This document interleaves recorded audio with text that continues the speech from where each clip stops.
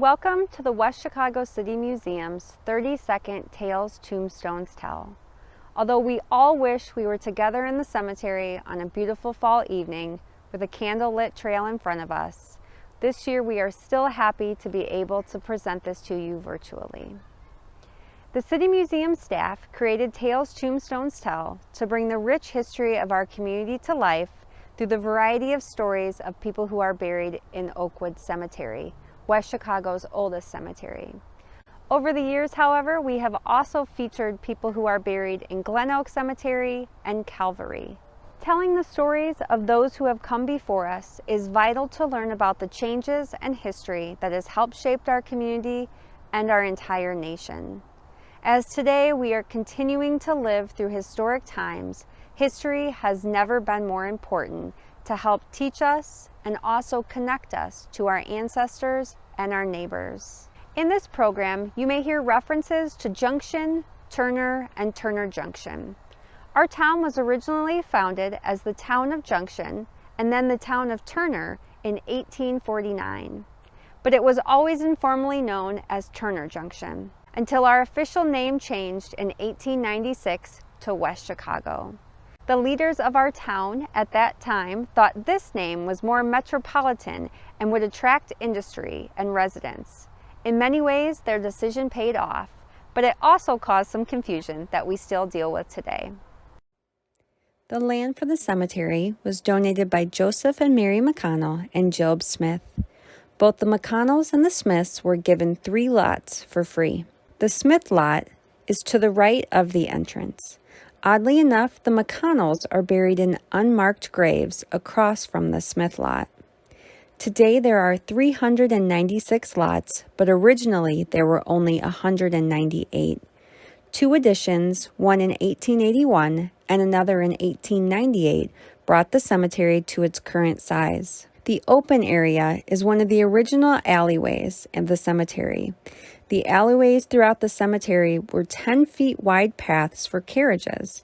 You have to remember, at that time there were no cars, and it was the day of horse and buggies. A new fence and entrance arch were erected in 1886. This photograph shows the arch around 1910.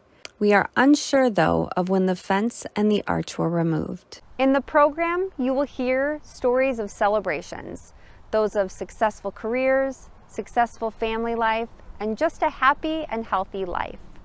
We hope that you enjoy learning about these celebrations, and although 2021 still continues to throw us curveballs, we hope that you also have some celebrations to celebrate in your own life. If you hear anything in the program tonight that you have questions about, please feel free to contact us at the museum for questions and further research at museum@westchicago.org.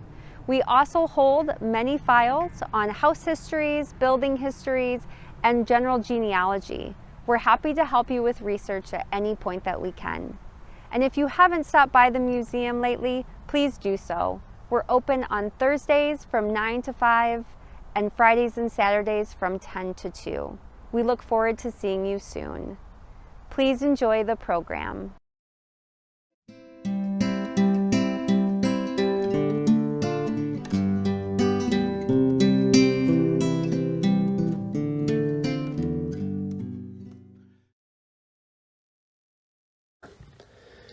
Jacob Weger was born in Baden, Germany in 1858.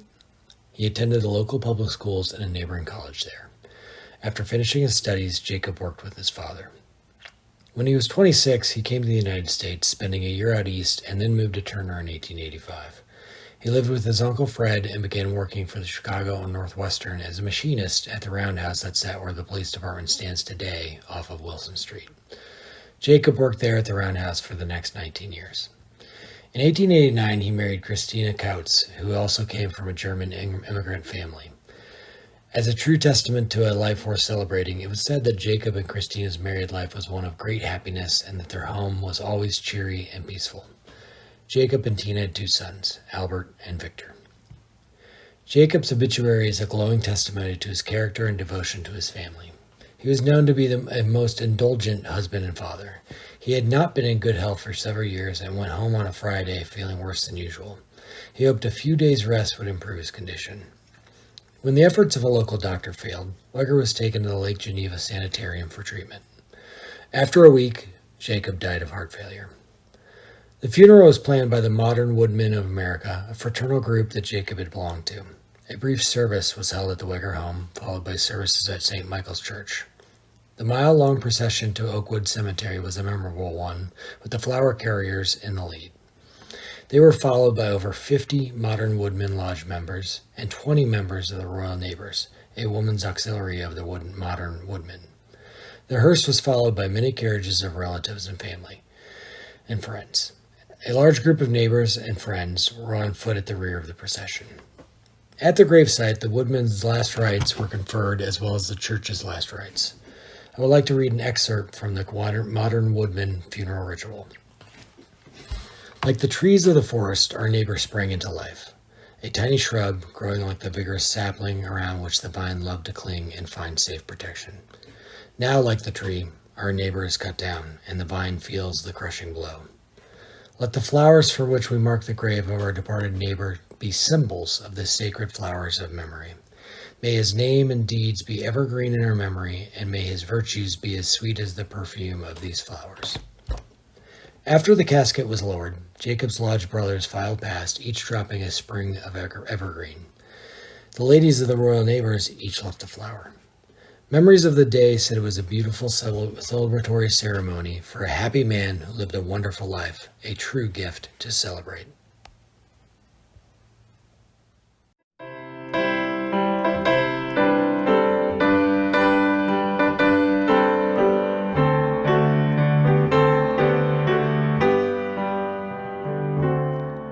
Why me, Lord?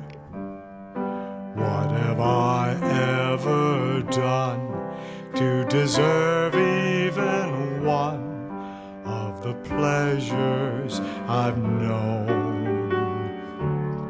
Tell me, Lord, what did I ever do that was worth loving you, or the kindness you've shown? Lord, help me, Jesus, I've wasted it, so help me, Jesus, I know what I am. But now that I know that I've needed you, so help me, Jesus, my soul's in your hands.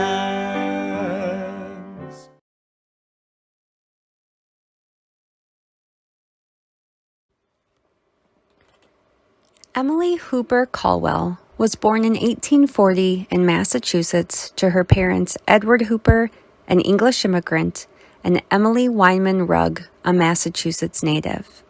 Emily moved to Will County, Illinois, where she married Joseph Colwell in 1865.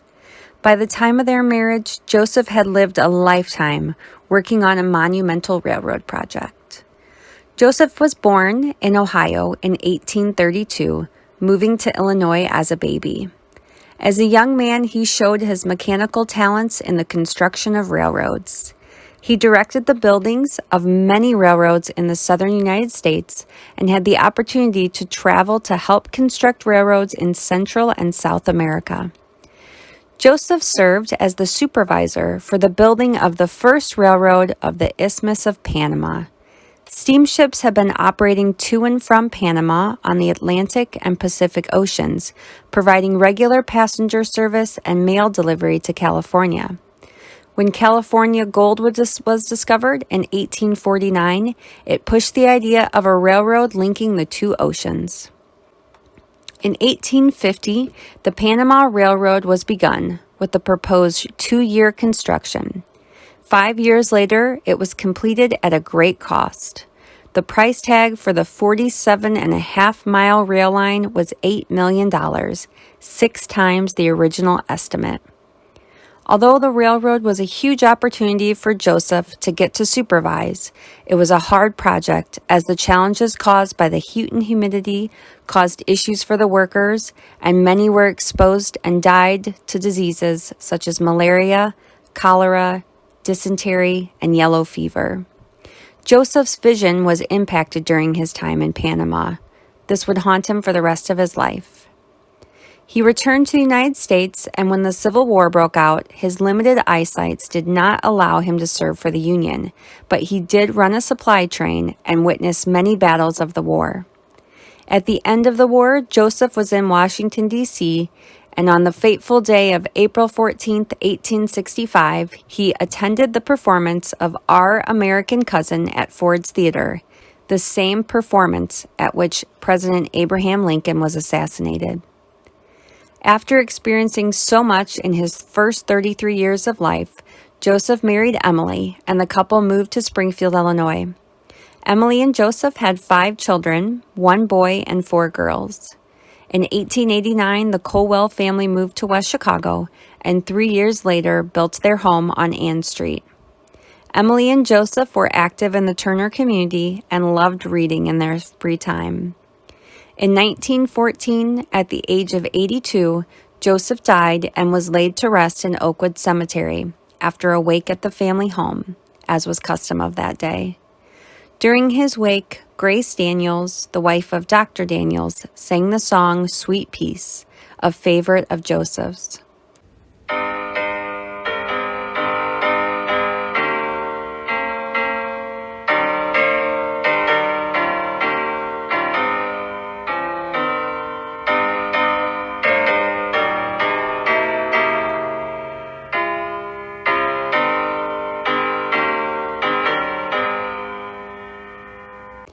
Emily lived for another 9 years.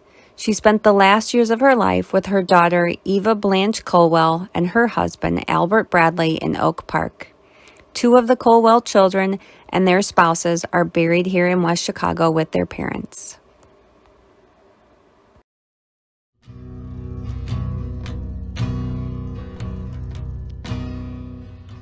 Good evening. We're standing here tonight at the final resting place of William Brice.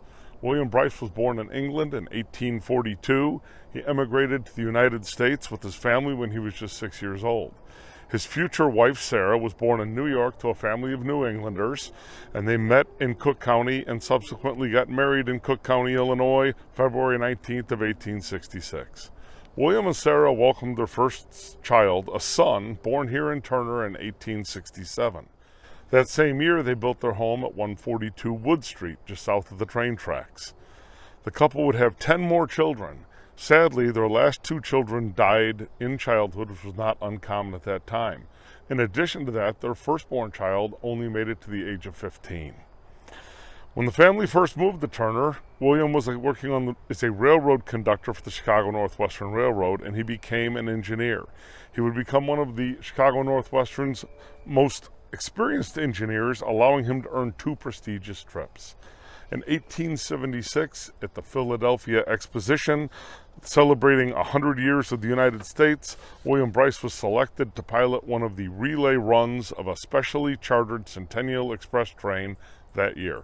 The Jarrett and Palmer Company theatrical troupe, along with their scenery and props, were transported from New York to San Francisco.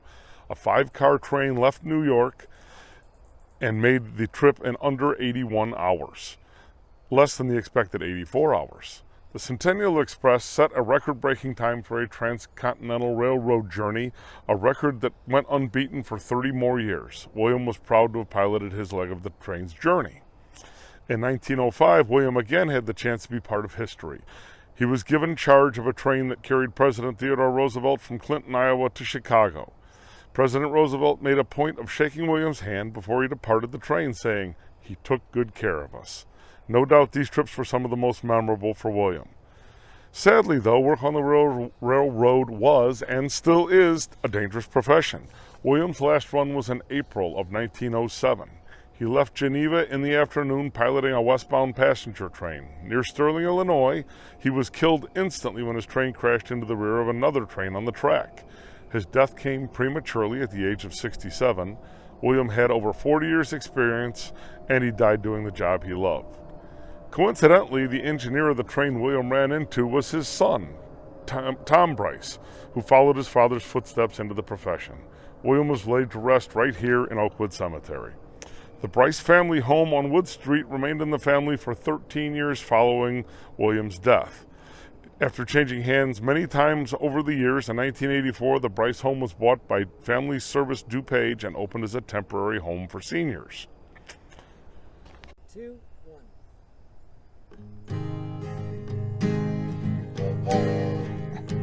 On a dark, stormy night, not a cloud was in sight. The north wind came howling down the line. There stood a brave engineer with his sweetheart so dear, and his orders to pull old number 9. He kissed her goodbye with a tear in her eye. The joy in his heart he could not hide. The whole world seemed bright when she told him that night that tomorrow she'd be his blushing bride. The wheels hummed a song as the train rolled along. The black smoke came pouring from the stack. The headlight, a gleam, seemed to brighten his dream of tomorrow when he'd be coming back.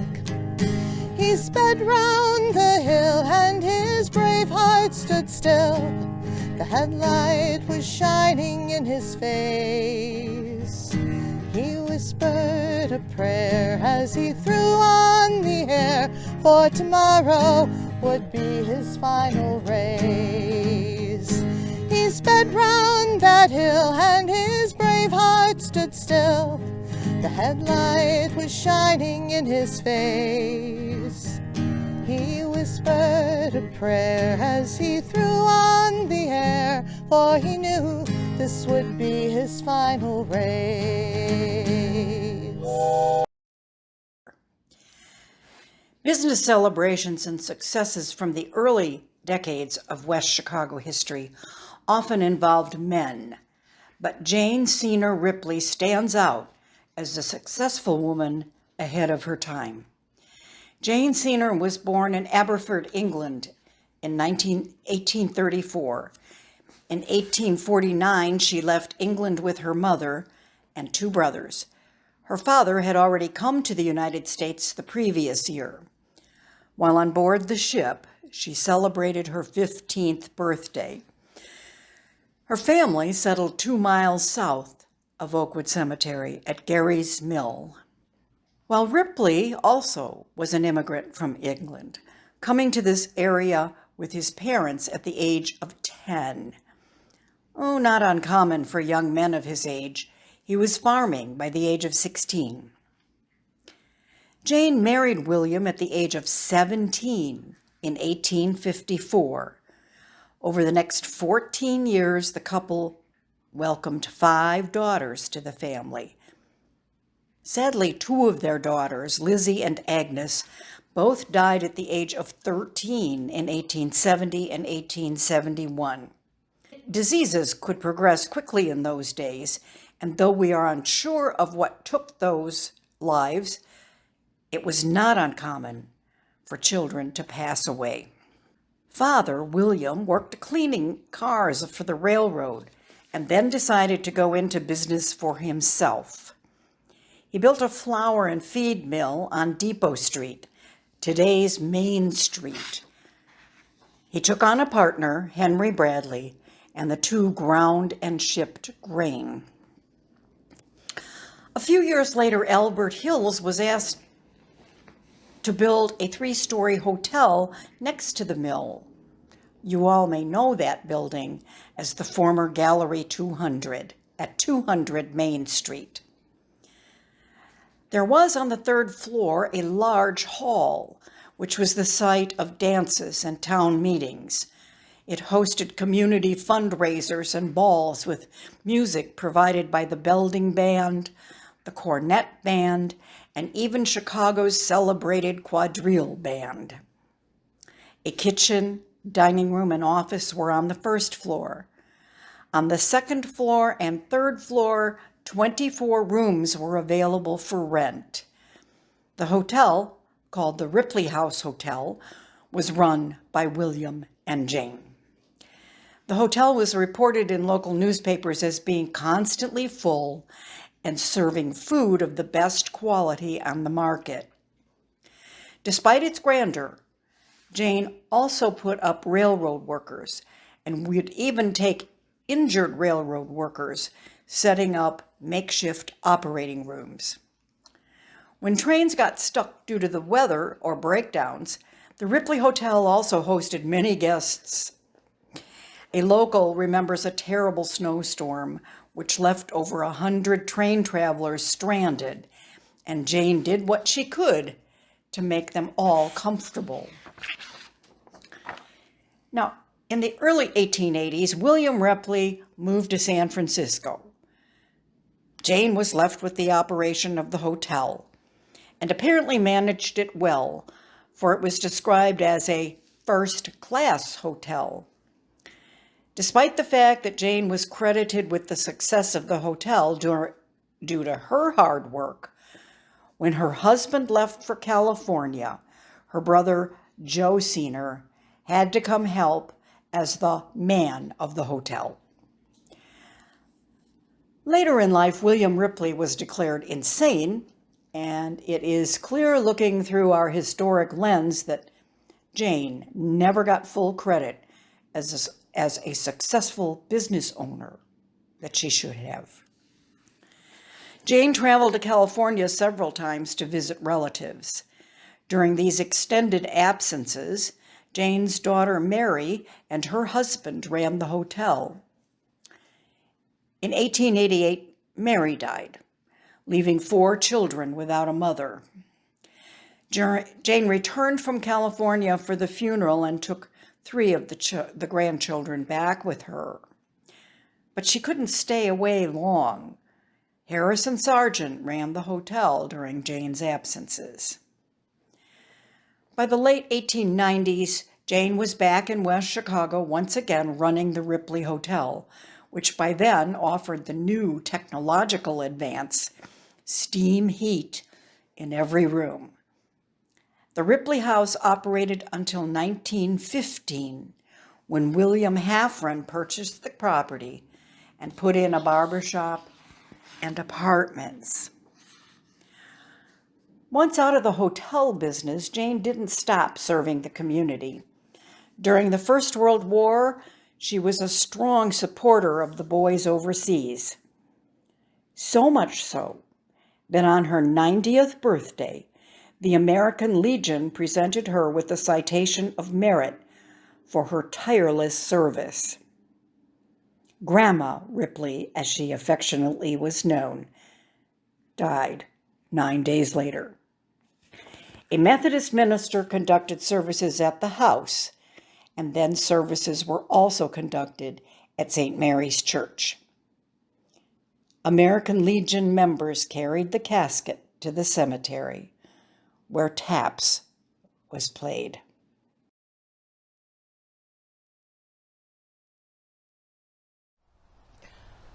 My name is Lorenzo Hartman, or Ren, as my friends and family called me. I was born in 1853 in Pennsylvania into a very large family of 12 children. In 1875, I married my wife, Isabel Edinger, who was from New Jersey. After we got married, I had heard a lot about the opportunities in the West, especially in Chicago. And she, my brother Abe, and I and our 2 children decided to move there. We arrived in West Chicago in 1878. Like many people who first arrived there, I and Abe started working for the railroad, the Chicago NorthWestern. We were stonemasons and built a lot of stations and roundhouses as the railroad expanded west. When they transferred Abe and me to Iowa, we decided that we didn't want to stay there and came back to Turner Junction and started our own business. We built a number of houses and buildings in West Chicago. Perhaps you know some of them. The Ripley House, which I think was our best, the Glen Arbor Methodist Church, the Union Factory on Ann Street, and the Turner Town Hall. About the time of World War I, my vision began to fail, and so I decided to retire, turning the business over to my son Frank and my brother Abe. I lived during two great wars, the Civil War and World War II. I don't know how the second turned out because I died at 90 in 1943. I hope we were successful.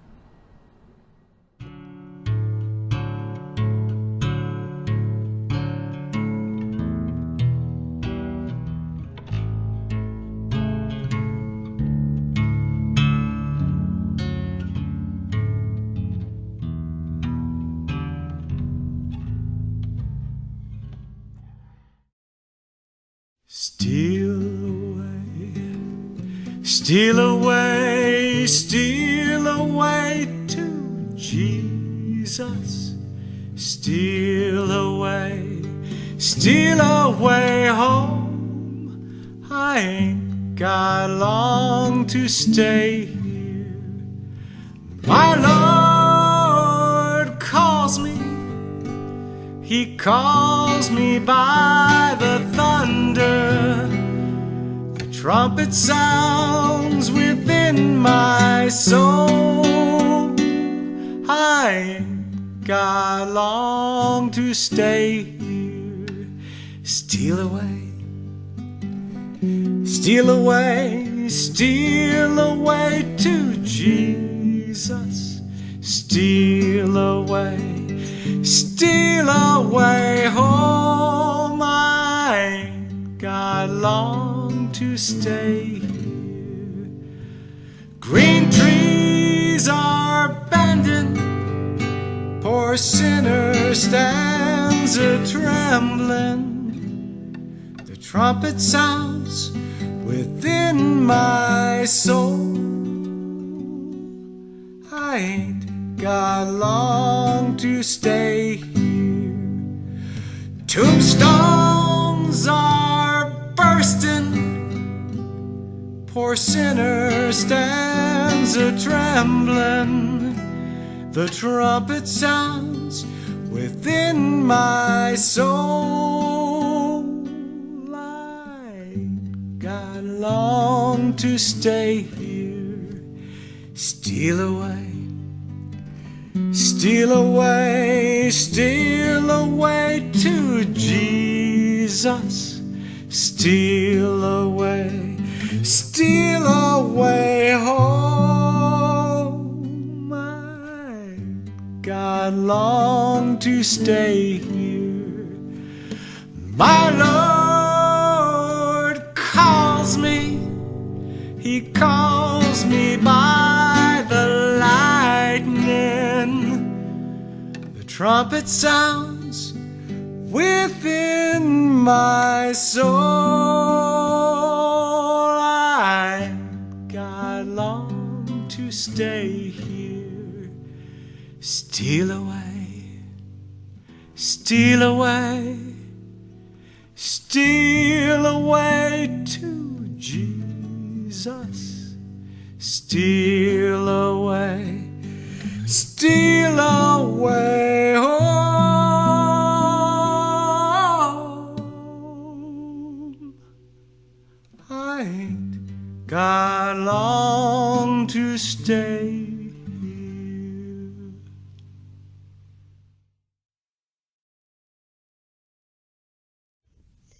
As we celebrate West Chicago history, we cannot leave out the wealthiest person to have ever been born in West Chicago. And although we wholeheartedly claim him, in dollars and cents, he rejected us, and all for the girl he loved. John Warren Gates was born in Turner in 1855. His mother, Mary Warren Gates, was born in New Jersey to a longtime New Englander family that moved out west with a large group that came to this area in the 1830s. Her family lived in Big Woods, which is now the western edge of Warrenville. John's father, Azel Gates, was a native of Illinois and a veteran of the Black Hawk War. In October of 1843, John's parents were married at Gary's Mill Settlement. The couple were part of the Methodist congregation that centered around Gary's Mill. John was one of 5 children, and the Gates family lived on a farm just south of Turner. The home still stands on Forest and Route 59 in West Chicago. There are rumors that Abraham Lincoln, a friend of the Gates, stayed at this home when he was doing some legal work in Warrenville. But as you'll hear from our next presenter, rumors of Lincoln aren't always true. You might say that John Gates was the Bill Gates of his day, another enterprising millionaire with big dreams. John got his education at Gary's Mill School and yearned to find work that would take him off the family farm. He tried his hand at many ventures, most failing miserably, but he pushed on, always willing to wager whatever he had. He was quickly known as a gambler, in business and in poker games with the railroad men who would gather in downtown Turner Junction after work. John decided to make an honest living after falling in love. The woman that would change his life forever and change the fortunes of West Chicago was known as the Belle of St. Charles, Delora Baker. After John met Delora, the couple quickly got engaged, and he sought to make enough money for them to have a comfortable life, perhaps never dreaming of the fortunes he would amass. He enrolled in classes at Wheaton College and eventually graduated from North Central College in 1876. That same year, after saving up enough money, he opened his first business right here in downtown Turner, a hardware store.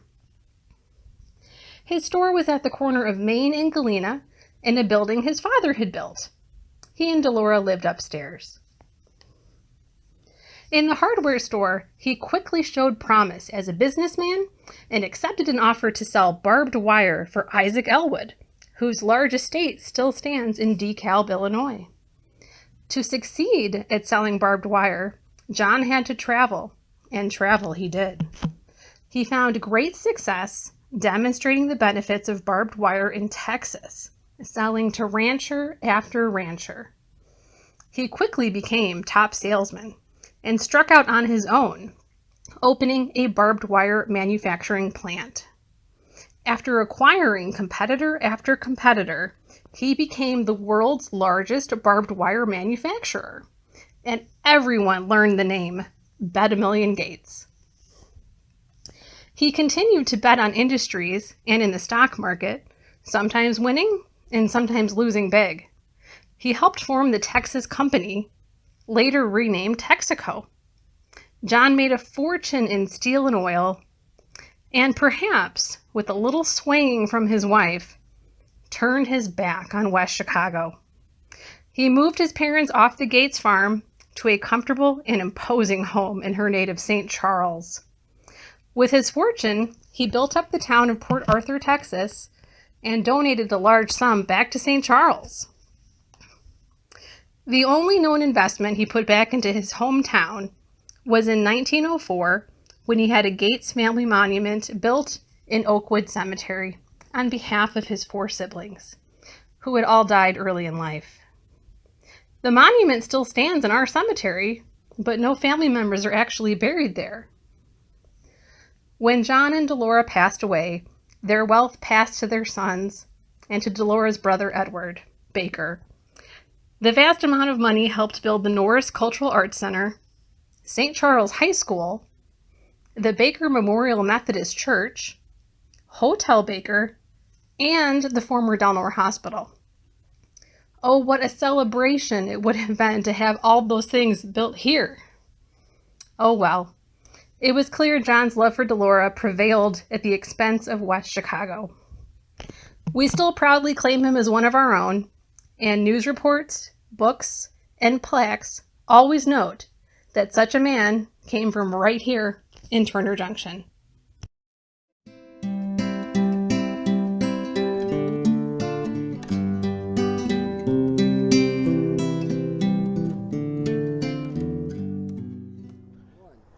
Tonight we're going to learn about Lavina Parker Campbell, who lived from 1852 to 1940. We're focusing tonight on celebrations from West Chicago's history, and we will dive into a celebration tied to Lavina's childhood, which didn't exactly happen as many people were led to believe. But first, who was Lavina Campbell, and what do we know about her family? Lavina Campbell was born in Elgin in 1852. Her parents, John and Ruth Parker, were natives of England who emigrated to the United States around 1850. They settled for a brief time in Massachusetts and then moved to Illinois. By 1854, the Parkers were living here in Junction, and John was working as a railroad engineer.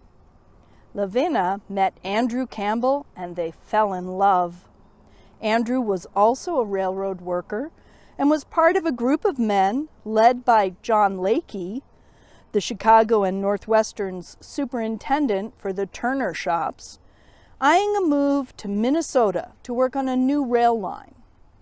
So Andrew and Lavina moved to Wabasha, Minnesota for this new job opportunity and were married there in 1878.